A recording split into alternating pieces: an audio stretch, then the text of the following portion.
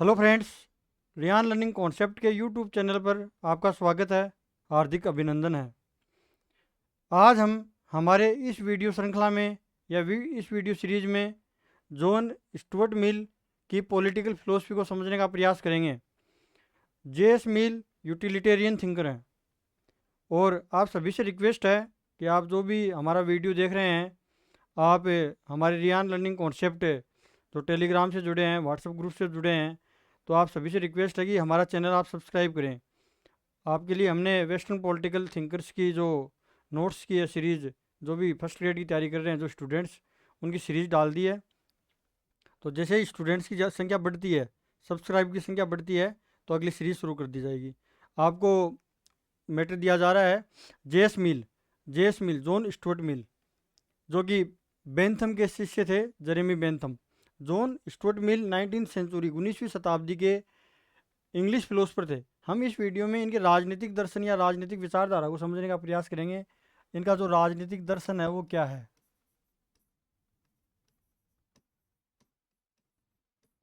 इनकी जो फिलोसफी है, इनका जो दर्शन है वो क्या है, वो कौन कौन सी बुक से इन्होंने अपना पॉलिटिकल फिलोसफी दी है। 19वीं शताब्दी के एक ब्रिटिश इंग्लिश फिलोसफर थे, इंग्लिश दार्शनिक थे। इनका जन्म 1806 में लंदन में हुआ था।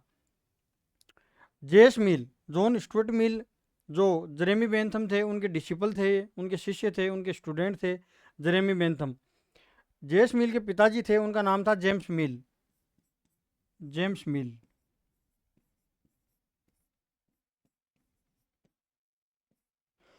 उनके पिताजी का नाम था जेम्स मिल।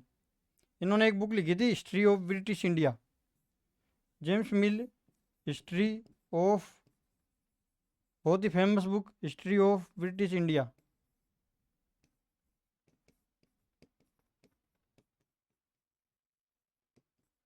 ये जो जेम्स मिल जो इनके पिताजी थे, कंफ्यूज नहीं होना आपको, जॉन स्टुअर्ट मिल के पिताजी का नाम था जेम्स मिल। ये जेम्स मिल बेंथम के मित्र थे, सहयोगी थे, उनके कलीग थे। और इन्होंने जो बुक लिखी, उस बुक का नाम था हिस्ट्री ऑफ ब्रिटिश इंडिया, क्योंकि ये इस बुक लिखने के बाद ये ईस्ट इंडिया कंपनी में नौकरी भी करते हैं। तो आगे देखिए, जो जो जेएस मिल थे, जॉन स्टुअर्ट मिल, उनके ऊपर सबसे ज़्यादा प्रभाव किसका पड़ा? ग्रेट इन्फ्लुएंस ऑन मिल। सबसे ज़्यादा प्रभाव इनके ऊपर पड़ा उनके पिताजी जेम्स मिल और जेरेमी बेंथम, उनके जो गुरु थे जेरेमी बेंथम, उनका इनके ऊपर सबसे ज़्यादा प्रभाव पड़ा जेम्स मिल के ऊपर। He was home schooled by his father James मिल। अन्य बच्चों की तरह, अन्य विद्यार्थियों की तरह जो जॉन स्टुअर्ट मिल थे, वो कभी स्कूल नहीं गए, कॉलेज नहीं गए। उन्होंने घर पे रह के ही पढ़ाई की। उन्होंने अपने पिताजी जेम्स मिल के अंडर में रहकर ही पूरी की पूरी पढ़ाई की, वहीं पर उन्होंने स्कूलिंग की। जेम्स मिल 4 वर्ष की आयु में ग्रीक सीख जाते हैं। कितने वर्ष की आयु में? जेम्स जॉन स्टुअर्ट मिल 4 वर्ष की आयु में ग्रीक सीख जाते हैं, और 7 वर्ष की आयु में, 7 वर्ष की आयु में वो लेटिन भाषा सीख जाते हैं। और 13 ईयर मतलब 13 वर्ष की आयु में एक कॉलेज जो स्टूडेंट होता है, यूनिवर्सिटी का जो कॉलेज स्टूडेंट होता है, उनके बराबर उनको नॉलेज हासिल होता है। एज ऑफ 13 वर्ष की आयु में एक कॉलेज ग्रेजुएट की बराबर वो सीख जाते हैं। मतलब एक कॉलेज ग्रेजुएट को जितना नॉलेज होता है, उतना नॉलेज जेम्स मिल को हो जाता है। बहुत छोटी सी उम्र में बहुत सारी किताबें उनके हाथ में पकड़ा दी जाती है।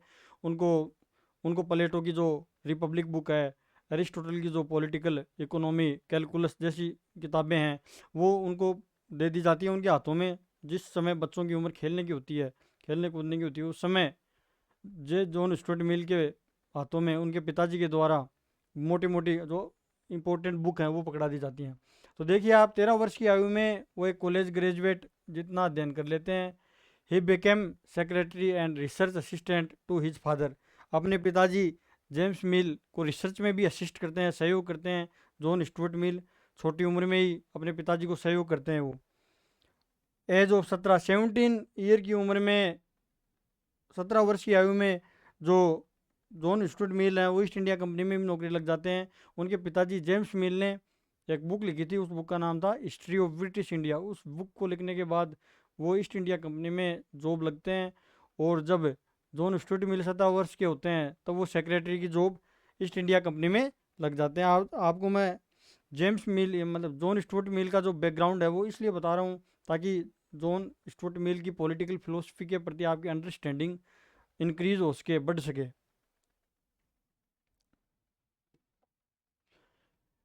ही lived under the authority of his father a very hectic and monotonous life. अपने पिताजी के अंतर्गत जेम्स मिल के अधीन जॉन स्टुअर्ट मिल ने जो जीवन जिया वो बड़ा ही नीरस था। उन्होंने बहुत मेहनत की, बहुत कठिन जीवन उन्होंने जिया। उन्होंने एक एक्टिक मोनोटोनस लाइफ जी। एक्टिक और मोनोटोनस का मतलब होता है बहुत ही व्यस्त और कठिन जीवन, तो बड़ा नीरस था। व्यस्त और कठिन जीवन, ये जो जीवन था बहुत ही व्यस्त, कठिन, लेबोरियस, हेक्टिक और मोनोटोनस लाइफ जी। जेम्स मिल की जो लाइफ है इसका रिजल्ट बाद में आया। इन्होंने बहुत ही जो ये लाइफ जी अपने पिताजी के अधीन इतना अध्ययन किया, तो ये क्या कि बाद में मेंटली डिप्रेशन के शिकार हो गए। इनको नर्वस ब्रेकडाउन हो गया, मतलब मानसिक डिप्रेशन के शिकार हो गए 21 वर्ष की आयु में। एज ऑफ 21 वर्ष की आयु में जॉन स्टुअर्ट मिल नर्वस ब्रेकडाउन के शिकार हो जाते हैं। नर्वस ब्रेकडाउन का मतलब यहाँ पर है मेंटल डिप्रेशन, मानसिक डिप्रेशन। मानसिक तनाव का शिकार हो जाते हैं, long period of mental depression में चले जाते हैं। मेंटल डिप्रेशन, इसका मतलब होता है मानसिक तनाव। He goes into a long period of mental depression, वो एक लंबे समय तक मेंटल डिप्रेशन में चले जाते हैं। और इस जो मेंटल डिप्रेशन में जॉन स्टुअर्ट मिल जाते हैं, इसका प्रभाव उनकी पूरी की पूरी पॉलिटिकल फिलोसफी पे भी पड़ता है। पूरा का पूरा दुनिया को देखने का उनका नज़रिया बदल जाता है इसके बाद। देखो आप आगे, इसका रीज़न क्या था? इसका रीज़न जो था, कारण था कि जो जॉन स्टुअर्ट मिल है वो मेंटल डिप्रेशन में क्यों गए। इसका प्रमुख कारण था उनकी हेक्टिक, मोनोटोनस और लेबोरियस लाइफ। इनकी जो हेक्टिक, लेबोरियस और मोनोटोनस लाइफ है, जो हिज फादर उसके पिताजी और जो बेंथम के द्वारा जो लाइफ उनको दी गई, किसको? जॉन स्टुअर्ट मिल को। उस लाइफ के कारण, उस नीरस, कठिन, परिश्रमी जो जीवन इन्होंने जिया जॉन स्टुअर्ट मिल ने, उस जीवन के कारण जॉन स्टुअर्ट मिल क्या है, एक मेंटल डिप्रेशन में चले गए। उनकी फिलोसफी पे भी इसका प्रभाव पड़ता है। देखो आप, मिल वर्ड्सवर्थ और कोलरीज की जो पोएट्री है उनको पढ़ करके वापस रिकवर होते हैं। मिल एक्चुअली क्या करते हैं, बीमारी में भी पढ़ते रहते हैं। जब वो बीमार होते हैं, मेंटली डिप्रेशन के वो शिकार रहते हैं, तब वो क्या है कि वर्ड्सवर्थ और कोलरीज नामक पोएट्री वो पढ़ते रहते हैं। तो उनसे क्या है कि उनको मेंटली प्लेजर मिलता है, मतलब मानसिक सुख की उनको प्राप्ति होती है। तभी से वो निष्कर्ष निकालते हैं कि मेंटली जो प्लेजर है वो हाई टाइप का प्लेजर है, मतलब हाई क्वालिटी वाला और सुपीरियर प्लेजर है। जबकि जो बॉडीली प्लेजर है, जो शारीरिक सुख है, वो कम गुणवत्तापूर्वक है। तभी उन्होंने वो निष्कर्ष निकाला। मील रिकवर हो जाते हैं, मील ठीक हो जाते हैं रीडिंग पोएट्रीज ऑफ वर्ड्सवर्थ और कोलरीज नामक पोएट्री को पढ़ करके। कोलरीज एंड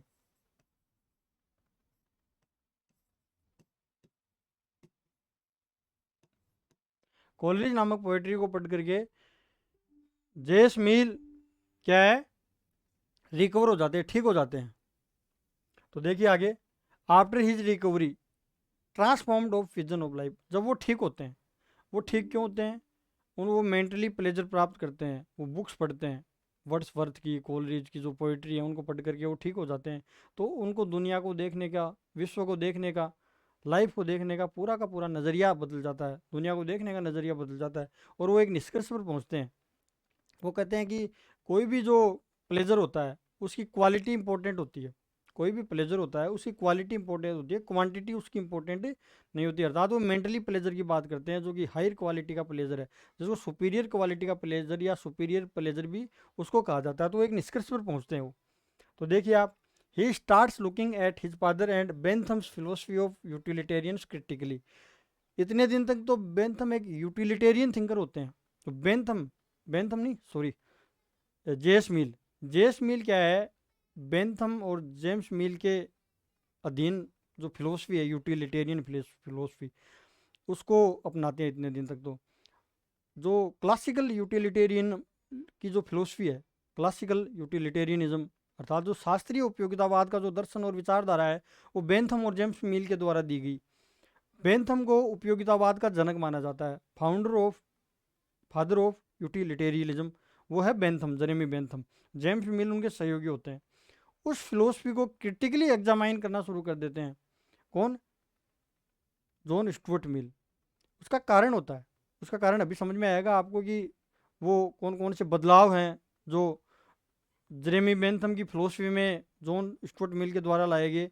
जो जेरेमी बेंथम का जो क्लासिकल यूटिलिटेरियनिज्म की जो फिलोसफी है उसमें कौन कौन से चेंजेज जेम्स मिल के द्वारा किए गए वो हम पढ़ेंगे। तो मैं जो आपको बता रहा हूँ वो समझिए आप। जो जॉन स्टुअर्ट मिल का जो दुनिया को देखने का जो नज़रिया बदल जाता है, वो एक्चुअली क्या है, बीमार हो जाते हैं। बीमार होने पर वो जो पोइट्री पढ़ते हैं, जो कविता पढ़ते हैं, वर्ड्सवर्थ की जो कविता पढ़ते हैं, उनसे उनको मेंटली प्लेजर मिलता है और वो मेंटली डिप्रेशन से बाहर आ जाते हैं। तभी वो एक निष्कर्ष निकालते हैं कि जो मेंटली प्लेजर है, मानसिक सुख है, वो एक श्रेष्ठ सुख है, वो एक उच्चतम सुख है। उससे व्यक्ति को एक प्लेजर, जो हायर क्वालिटी का प्लेजर है, उसकी अनुभूति उसको होती है। तो वो क्या है कि अपने अपने पिताजी के द्वारा और अपने गुरु जो बेंथम है उनके द्वारा जो दी गई जो फिलोसफी है, यूटिलिटेरियन की फिलोसफी है, उनको क्रिटिसाइज करना शुरू वो कर देते हैं। तो देखिए आप क्या करते हैं वो, समझिए इसको। एक्चुअली में क्या है, जो यूटिलिटेरियन की फिलोसफी है, जो यूटिलिटेरियनिज्म या उपयोगितावाद का जो दर्शन है, जो सिद्धांत है, जो बेंथम के द्वारा दिया गया, वो बहुत सिंपल सिद्धांत है। लेकिन लेकिन जेम्स मिल के द्वारा, जॉन स्टुअर्ट मिल के द्वारा उस उपयोगितावादी सिद्धांत को बदल दिया जाता है। उसमें कौन कौन से चेंजेस किए जाते हैं वो अभी हम देखेंगे। तो देखिए आप, एज ऑफ 24 थोड़ा सा और इसकी बेंथम की एक्चुअली जो जॉन स्टुअर्ट मिल है, मिल मिल की जो लाइफ है उसके ऊपर हम डिस्कस कर रहे हैं। लाइफ एंड उनकी जो बायोग्राफी है उनके ऊपर हम डिस्कस कर रहे हैं। एज ऑफ 24 की उम्र में हैरियट टेलर नाम की एक महिला से उनकी मुलाकात होती है। 20 वर्षों की फ्रेंडशिप के बाद वो क्या है, हैरियट टेलर जो उनकी वाइफ बन जाती है, उनसे शादी कर लेते हैं। और मिल एक बुक लिखते हैं, ऑन लिबर्टी। वो बुक हैरियट टेलर को डेडिकेट करते हैं, समर्पित कर देते हैं। और भी कई बुक हैं जो हैरियट टेलर के साथ मिलकर के मिल लिखते हैं, जैसे सब्जेक्शन ऑफ वुमेन, ये जो बुक है, ऑन लिबर्टी बुक है, ये हैरियट टेलर के साथ ही मिलकर के, अपनी पत्नी हैरियट टेलर के साथ मिलकर के मिल के द्वारा लिखी जाती है। हैरियट टेलर का भी बहुत ज़्यादा इन्फ्लुएंस जेम्स मिल की फ़िलोसफी पर है, जॉन स्टुअर्ट मिल की फ़िलोसफी के ऊपर पड़ा है। तो देखिए आप, Harriet Taylor had a huge intellectual intellectual influence on JS Mill. Intellectual, बौद्धिक प्रभाव, हैरियट टेलर उनकी पत्नी का भी जॉन स्टुअर्ट मिल के दर्शन के ऊपर बहुत ज़्यादा प्रभाव पड़ा है, जो इंटेलेक्चुअल इफेक्ट पड़ा है उनके साथ मिलकर के। आप देखिए इधर, और आपसे रिक्वेस्ट है, अगर वीडियो आपको ठीक लग रहा है, अच्छा लग रहा है, क्वालिटी वाला लग रहा है, तो आप चैनल को सब्सक्राइब करें, शेयर करें और कमेंट करें। और अगला वीडियो आपको कौन से टॉपिक पर चाहिए उसको भी आप कमेंट कर सकते हो, हम आपके लिए वीडियो प्रोवाइड करवाएंगे। तो देखिए, हैरियट टेलर के साथ मिल जो कंबाइंड जो बुक लिखते हैं, जो उनके साथ मिल करके जो बुक लिखते हैं, वो दो बुक हैं। एक तो ऑन लिबर्टी, एक the subjection of woman. On liberty जो बुक है वो 1859 में लिखी जाती है, और द सब्जेक्शन ऑफ वुमन जो बुक है वो 1869 में लिखी जाती है। किसके द्वारा? जेम्स मिल, जॉन स्टुअर्ट मिल और हैरी टेलर के द्वारा। मैं बार बार जेम्स मिल का नाम बोल रहा हूँ, जेम्स मिल यहाँ पर जॉन स्टुअर्ट मिल ही हैं वो। ये Mill and important works, John Stuart Mill के जो इम्पोर्टेंट मेजर वर्क्स हैं वो कौन कौन से हैं वो देख लीजिए, जो आपके सामने जो आपको दिखाई दे रही हैं। एलिमेंट्स ऑफ पॉलिटिकल इकोनॉमी, जो 1820 में वो लिखते हैं, 14 वर्ष की आयु में ये बुक लिखते हैं। एलिमेंट्स ऑफ पॉलिटिकल इकोनॉमी, ये एक टेक्स्ट बुक होती है, टेक्स्ट बुक की तरह होती है। और अगली बुक लिखते हैं वो सिस्टम ऑफ लॉजिक, जो 1843 में लिखते हैं। ऑन लिबर्टी, ये बुक जो ऑन लिबर्टी है, ये बुक हैरियट टेलर अपनी वाइफ को डेडिकेट करते हैं। वो कौन? जेएस मिल। जेएस मिल 1859 में ऑन लिबर्टी नामक बुक लिखते हैं। द सब्जेक्शन ऑफ वुमन, ये बुक है वो 1869 में लिखते हैं। The consideration on representative government, ये 1861 में लिखते हैं। एक यूटिलिटेरियनिज्म, ये जो बुक है ये याद में रखना, जो ये जो सिद्धांत है थ्योरी ऑफ यूटिलिटेरियनिज्म, ये जो थ्योरी है, ये जो आइडियोलॉजी है, ये जो फिलोसफी है, ये बेंथम की है। लेकिन ये जो बुक है, ये कई बार कंफ्यूज करती है विद्यार्थियों को। ये जो बुक है यूटिलिटेरियनिज्म, ये जो बुक है 1863 में जेस मील के द्वारा लिखी गई है। तो ये नोट कर लीजिए आप, जो भी इनके इंपॉर्टेंट जो मेजर वर्क हैं आप नोट कर लीजिए। अब आप देखिए कि हम इस वीडियो में क्या क्या डिस्कस करने वाले हैं। आपके लिए महत्वपूर्ण बात यह है कि इस वीडियो में हम उनके कौन कौन सी कॉन्सेप्ट हैं उनको डिस्कस करने वाले हैं। एक्चुअली मील को क्यों जाना जाता है? जेएस मील को एक तो थ्योरी की, जो उन्होंने लिबर्टी की पूरी एक थ्योरी दी है, ऑन लिबर्टी उन्होंने जो बुक लिखी है, उसमें उन्होंने एक स्वतंत्रता का पूरा सिद्धांत विकसित किया है। JS mill was the champion of the individual liberty. Individual liberty के एक चैंपियन माने जाते हैं, बहुत बड़े सपोर्टर माने जाते हैं। लिबरलिज्म के वो फाउंडर माने जाते हैं। लिबर्टी जो नेगेटिव लिबर्टी है उसके वो एक बहुत बड़े सपोर्टर माने जाते हैं, जेएस मिल। जेएस मिल के इस वीडियो में हम कौन कौन से कॉन्सेप्ट उनके डिस्कस करने वाले हैं। आप ये वीडियो लास्ट तक जरूर देखिए, आपके माइंड में कोई ना कोई कॉन्सेप्ट नई ऐड होगी उनकी। देखिए पढ़िए।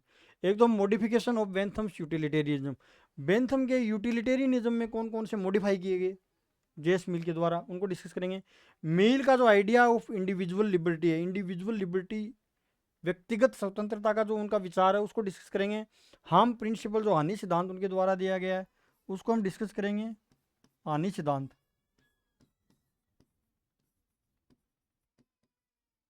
ये बड़ा इंपॉर्टेंट है हानि सिद्धांत, इसकी कॉन्सेप्ट आपको समझनी है। Mills view on representative democracy, प्रतिनिधि लोकतंत्र पर जेएस मिल के क्या विचार हैं। Mills view on the rights of woman, जो महिलाओं के अधिकारों के ऊपर जेएस मिल के क्या विचार हैं उनको भी हम इस वीडियो में डिस्कस करेंगे। तो आप वीडियो में जुड़े रहिए। देखिए, हम सबसे पहले बात करते हैं कि जेएस मिल ऑन यूटिलिटेरियनिज्म। इससे पहले हम बेंथम की जो फिलोसफी है उसको समझने का प्रयास करते हैं कि बेंथम ने उपयोगितावाद का जो सिद्धांत दिया है, जो यूटिलिटेरियनिज्म की जो फिलोसफी दी है बेंथम ने, उसका जो मेन जो कंक्लूजन है वो क्या है। वो कहते हैं कि जो इंडिविजुअल है, जो मैन है, मैन जो व्यक्ति है, वो प्लेजर को हमेशा मैक्सिमाइज करना चाहता है, अर्थात सुख को वो अधिकतम करना चाहता है। और पेन जो दर्द है, दुख है, उसको वो हमेशा अवॉइड करना चाहता है। दर्द से, दुख से वो दूर भागना चाहता है और वो सुख के नज़दीक आना चाहता है। ये उनका जो साइकोलॉजिकल हेडोनिज्म की जो थ्योरी है, मनोवैज्ञानिक सुखवाद जिसको हम कहते हैं, साइकोलॉजिकल हेडोनिज्म, जिसको मैं इंग्लिश में लिखता हूँ यहाँ पर साइकोलॉजिकल हेडोनिज्म,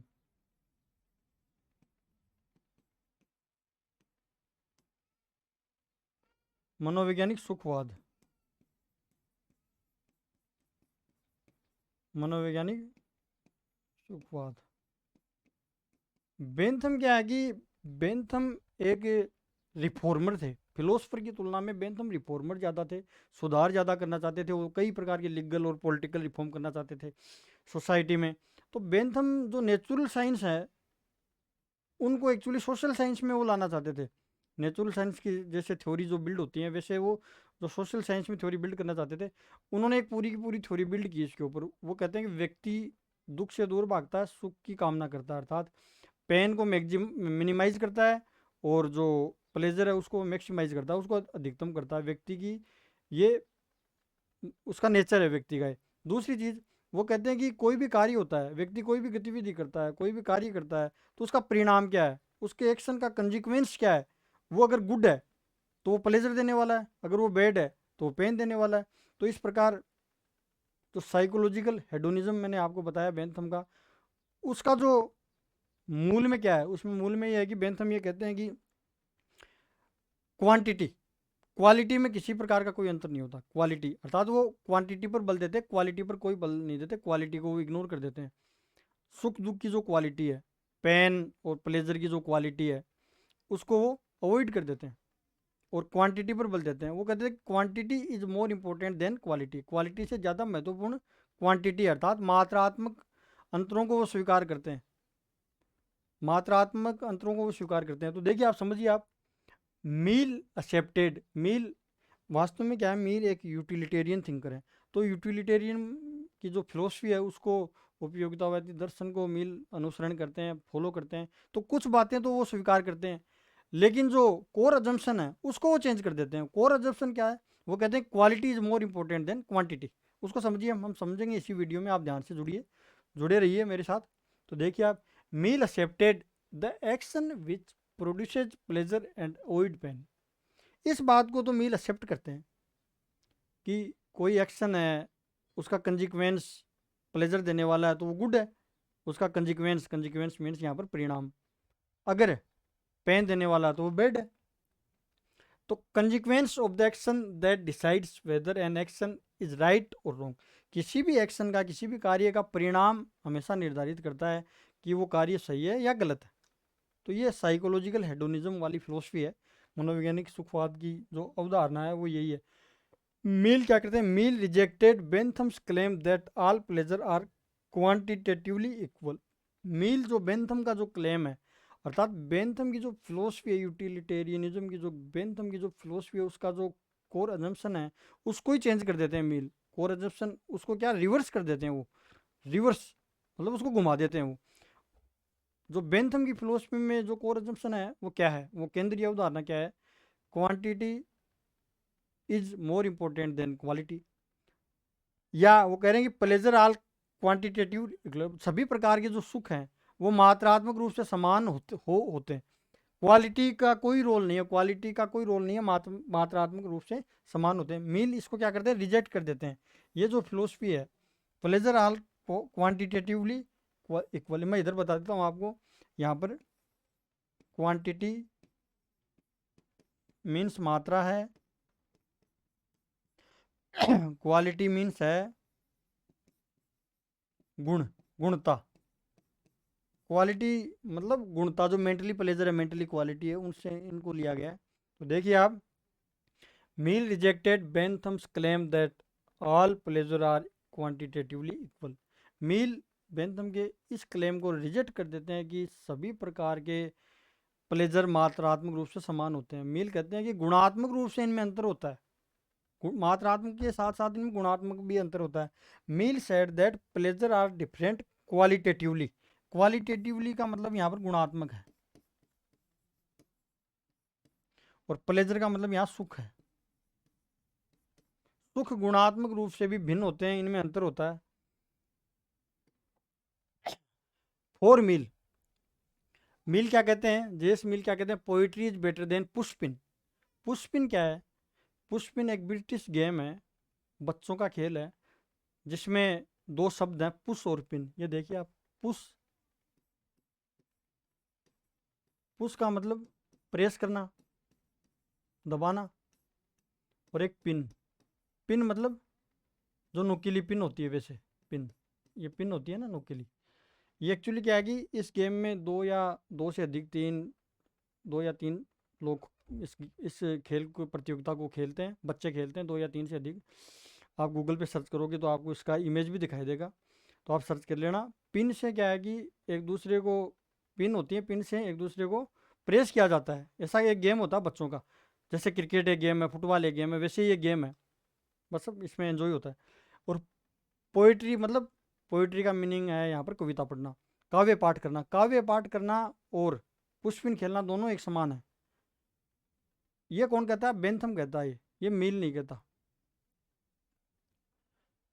बेंथम तो ये कहता है poetry is equal, is as pushpin. Poetry में भी, कविता काव्य पाठ करने में भी उतना ही आनंद प्राप्त होता है जितना पुष्पिन गेम खेलने में।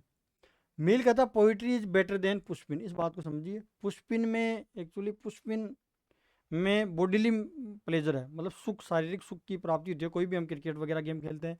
जबकि पोइट्री, काव्य पाठ करना, ये काव्य पाठ करना, इसमें मेंटली प्लेजर आदमी को प्राप्त होता है। तो आप देखिए, मील क्या कहना चाहते हैं कि आइसक्रीम खाने से भी हमें आनंद प्राप्त होता है।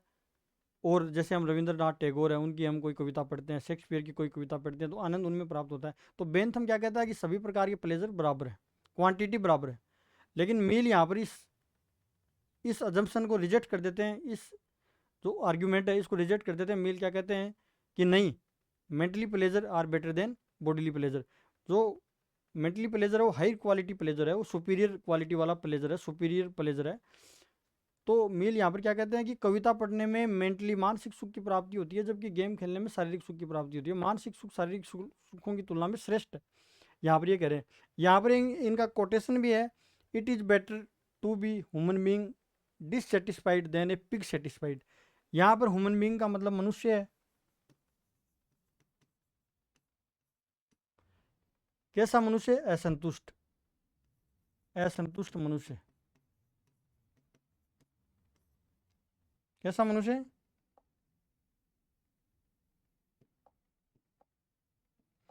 असंतुष्ट मनुष्य। यहाँ सुअर, शुक्र, शुक्र भी कहा जाता है, सुअर कहा जाता है इसको। ये संतुष्ट शुक्र है, संतुष्ट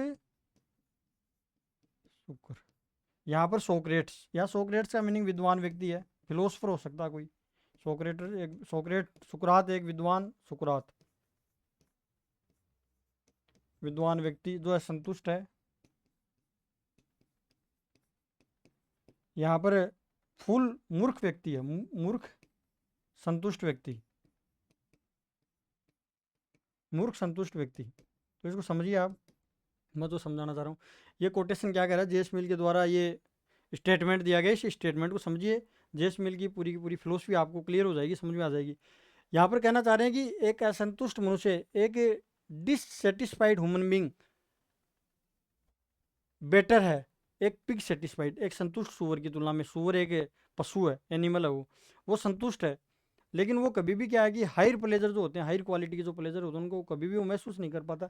जबकि एक ह्यूमन बींग है, वो असंतुष्ट है, तब भी वो मेंटली प्लेजर को महसूस कर पाएगा। वो जो सुपीरियर जो क्वालिटी का जो प्लेजर है उसको, जैसे काव्य पाठ करने का जो आनंद लेना, जैसे पढ़ाई में जो आनंद आता है व्यक्ति को, फिलोसफी पढ़ने में जो आनंद आता है, पॉलिटिकल फिलोसफी या फिर मोरल फिलोसफी पढ़ने में जो आनंद आता है व्यक्ति को, जो थिंकिंग की जो प्रोसेस है, इसमें जो मेंटली प्लेजर जो प्राप्त होता है वो एक ह्यूमन बींग को ही प्राप्त हो सकता है। वो डिससेटिस्फाइड है तो भी श्रेष्ठ है, किससे? एक पिग है उससे, सेटिस्फाइड पिग, सेटिस्फाइड पिग से। अब देखिए आगे, आगे क्या कहना चाह रहे हैं, असंतुष्ट विद्वान सुकरात, अर्थात कोई विद्वान फिलोसफर है सोसाइटी में, जो फिलोसफर है, बुद्धिमान व्यक्ति है, लेकिन वो असंतुष्ट है, तो भी वो सुखी है, क्योंकि वो सुखों को महसूस कर सकता है। जो हायर क्वालिटी और सुपीरियर जो सुख हैं, प्लेजर हैं, उनको वो फील कर सकता है। एक मूर्ख व्यक्ति संतुष्ट है तो उनको फील नहीं कर सकता। इससे ज़्यादा बेटर कौन है? असंतुष्ट विद्वान। यहाँ पर इस पूरे के पूरे स्टेटमेंट का सार ये है कि quality is more important then quantity. Quality ज़्यादा महत्वपूर्ण है क्वांटिटी से। मेंटली प्लेजर जो हैं वो ज़्यादा बेहतर हैं बजाय शारीरिक सुख से। पूरी की पूरी फिलोसफी है। अगर जेस मिल की पूरी फिलोसफी समझनी है तो इस कोटेशन को आप समझ लीजिए, इस स्टेटमेंट को आप समझ लीजिए। मील ऑन लिबर्टी, जेस मिल के स्वतंत्रता पर विचार, ये बड़े महत्वपूर्ण आपको पढ़ने चाहिए। Mill was the champion of the individual liberty. इस कोटेशन को समझिए आप। इंडिविजुअल लिबर्टी क्या है? इंडिविजुअल लिबर्टी इंडिविजुअल के सेल्फ डेवलपमेंट से जुड़ी है, और इसके लिए सबसे ज़रूरी चीज़ क्या है? उसके लिए उसकी अभिव्यक्ति की स्वतंत्रता, जो liberty of expression of thought है, वो बहुत इंपॉर्टेंट है। आप देखिए, मील, जेस Mill was a champion of individual liberty. He asked that it is right for the society to interfere with the liberty of an individual.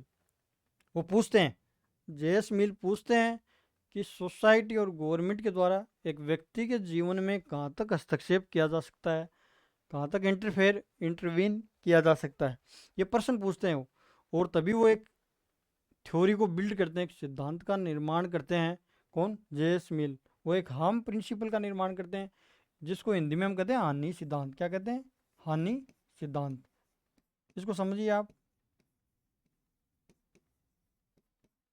हानि सिद्धांत क्या है? हानि सिद्धांत एक्चुअली में हार्म प्रिंसिपल, हार्म शब्द पे जोर दिया गया है यहाँ पर।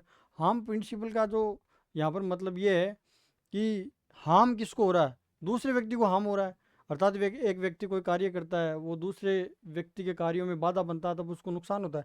तो मेल क्या करता है? दो प्रकार के कार्य बताता है, स्वसंबद्ध कार्य और परसंबद्ध कार्य। सेल्फ रिगार्डिंग एक्शन और अदर रिगार्डिंग एक्शन।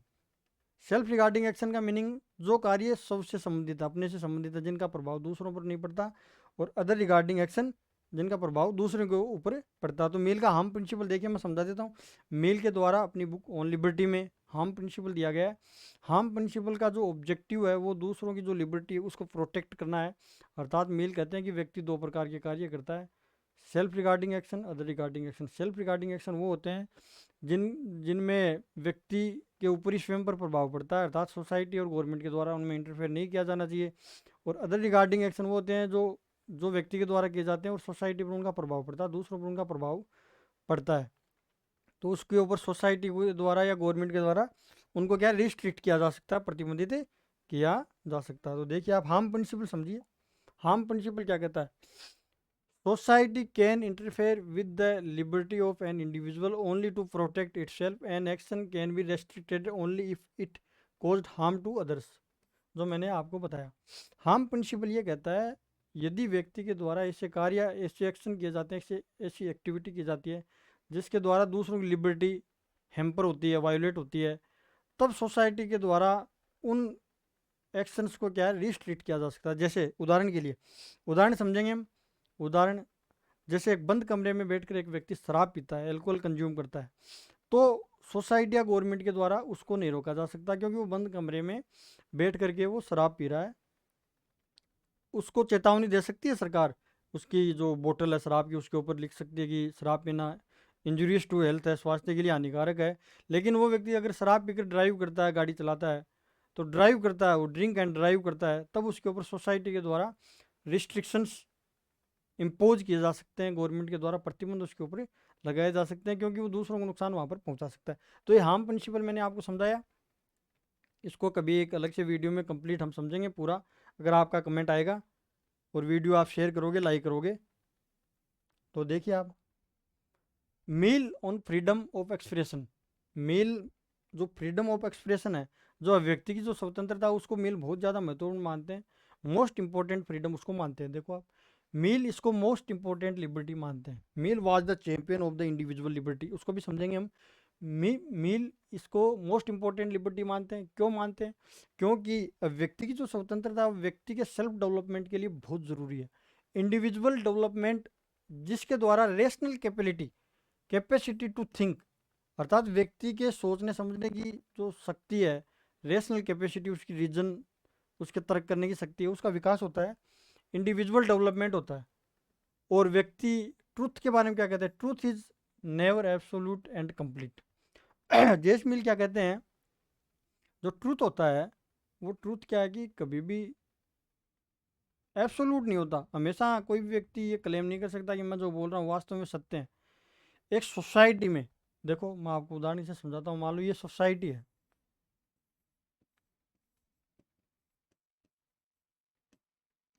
सोसाइटी में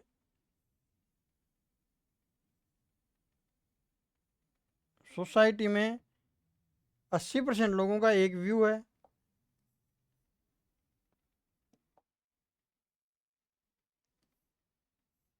ये 80% है इंडिविजुअल, ये 20% इंडिविजुअल है। इनका अलग अलग व्यू है, इनका व्यू अलग है, इनका व्यू अलग है, ये मेजोरिटी हो गई।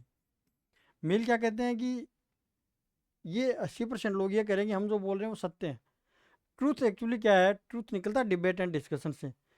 ट्रूथ कई बार हम क्या है कि माइनॉरिटी के जो व्यूज़ हैं उनको अपन सरप्रेस कर देते हैं, ऐसा नहीं है। मील कहते हैं कि इन 20% लोगों का जो बात है, 20% लोगों का जो व्यू है वो भी तो ट्रूथ हो सकता है।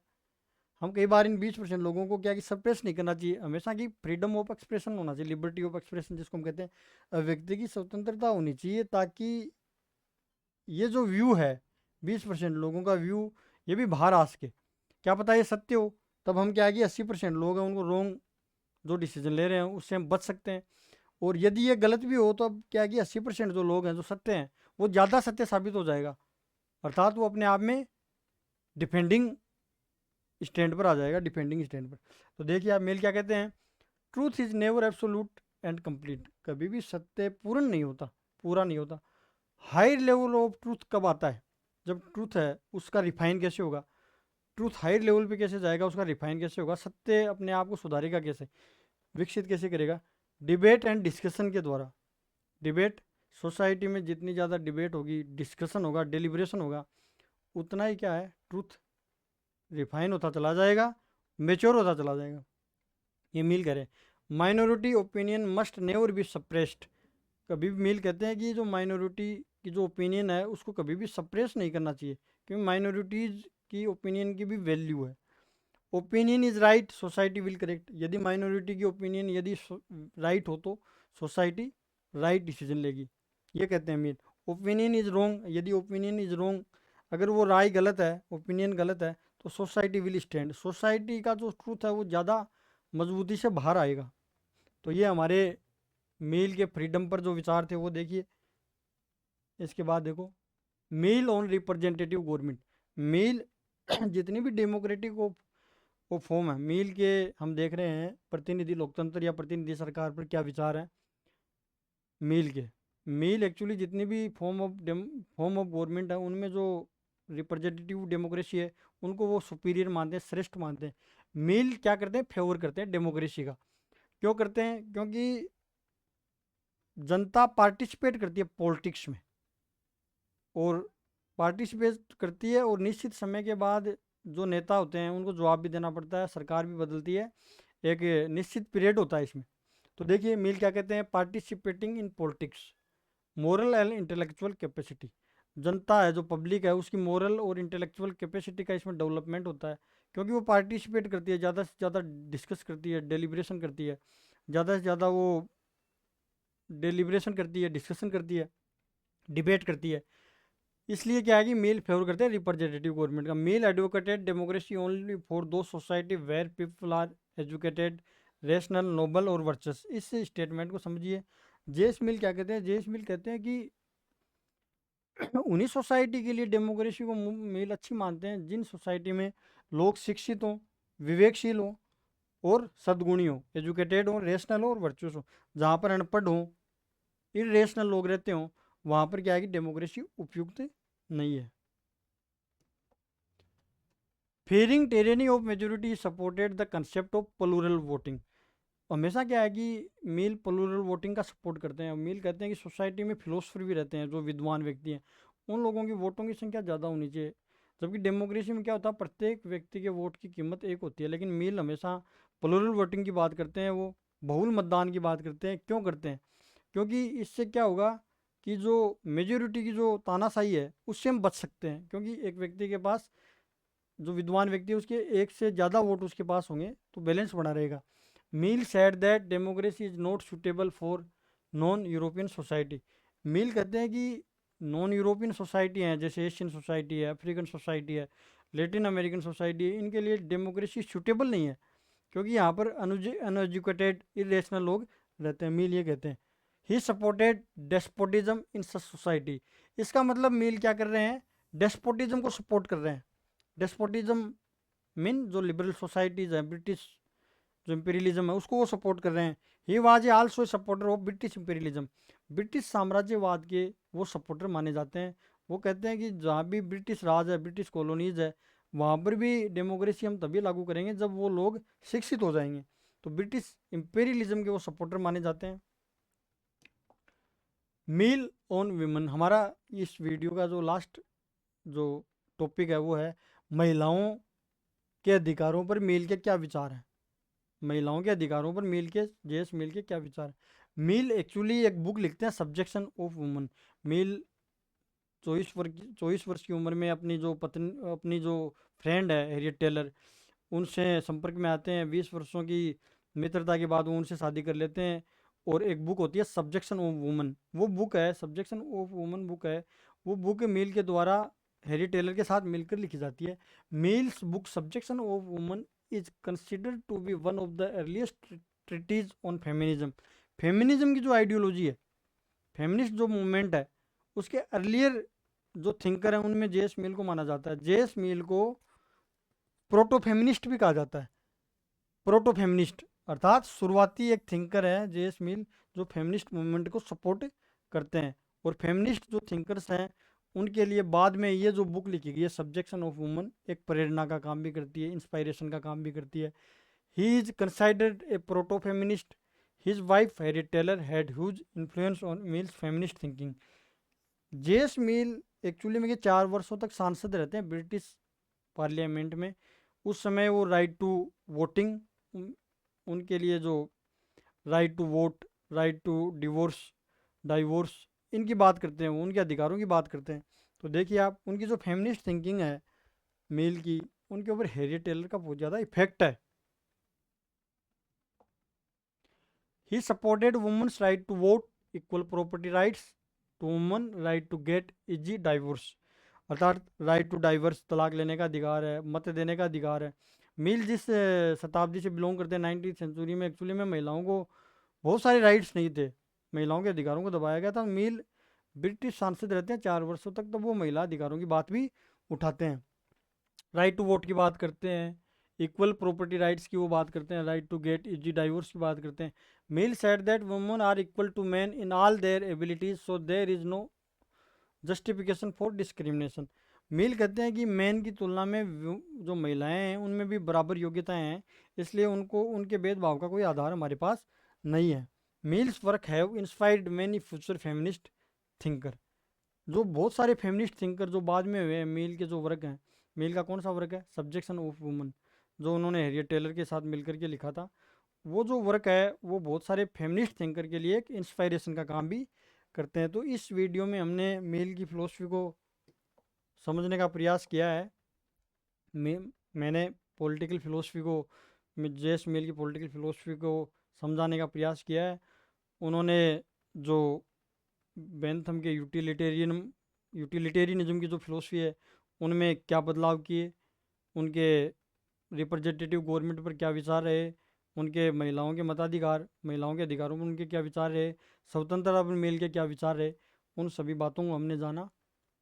वीडियो देखने के लिए आप सभी फ्रेंड्स का बहुत बहुत धन्यवाद। Thank you so much.